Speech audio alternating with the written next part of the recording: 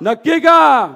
एकदा हात वर करून सांगा. सुप्रियाताईंना जेवढी लीड गेल्या वेळेस दिली होती 1,20,000ची या तालुक्यातून, त्याच्यापेक्षा जास्त लीड आम्ही सर्वजण इथून देणार. सांगा एकदा. नक्की का? सुप्रियाताईंना 2019ला कोणाच्या विरोधात तुम्ही लीड दिले होते? भाजपच्या विरोधात. अजितदादांना विधानसभेमध्ये तुम्ही कोणाच्या विरोधात लीड दिली होती? 1,65,000चे. मग तुम्ही सर्वांनी अजितदादांना, सुप्रियाताईंना भाजपच्या विरोधात जर लीड दिली होती, तर सुप्रियाताई आणि पवार साहेब भाजप बरोबर गेलेत का? मग दादांनी निर्णय जो घेतलाय तो स्वहितासाठी आणि स्वतःचं साम्राज्य टिकवण्यासाठी तिथं जर घेतला असेल, पण तो निर्णय घेत असताना ज्या स्वाभिमानी जनतेने भाजपच्या विरोधात दादांना 1,65,000ची लीड दिली होती, दादांनी निर्णय घेत असताना इथं असलेल्या स्वाभिमानी जनतेला विचारलं होतं का मी भाजप बरोबर चाललोय?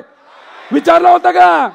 मग आपली जबाबदारी आहे. आता गेल्या 60 वर्षामध्ये तुम्ही सर्वजण नेहमी भाजपच्या विरोधात आणि पुरोगामी आणि शिवशाहू फुले आंबेडकरांच्या, पुण्यश्लोक अहिल्यादेवी होळकरांच्या आणि अण्णाभाऊ साठेंच्या विचाराबरोबर आपण सर्वजण राहिलोय. आणि तेच उत्तर या लोकशाहीच्या माध्यमातून या लोकसभेमध्ये आपल्या सर्वांना द्यायचं का नाही द्यायचं?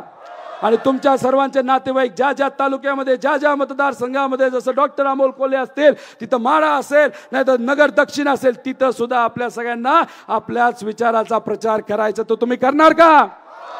तर मग माझं भाषण झाल्यानंतर एक खास नेत्याकडनं सुप्रियाताईंना एक शुभेच्छाचा संदेश आलेला आहे. तो संदेश आपण एकदा ऐकूया. आणि तो जो टीव्ही मध्ये असताना, नाही तर व्हिडिओ मध्ये असताना जो नेता आहे, त्याचे जर कार्यकर्ते इकडे आले असतील, तर त्यांनी सुद्धा त्याच नेत्यांचं तिथं मनोगत ऐका आणि ते जे म्हणतात ते सगळ्यांनी तिथं स्वीकारा. एवढंच सांगतो आणि थांबतो.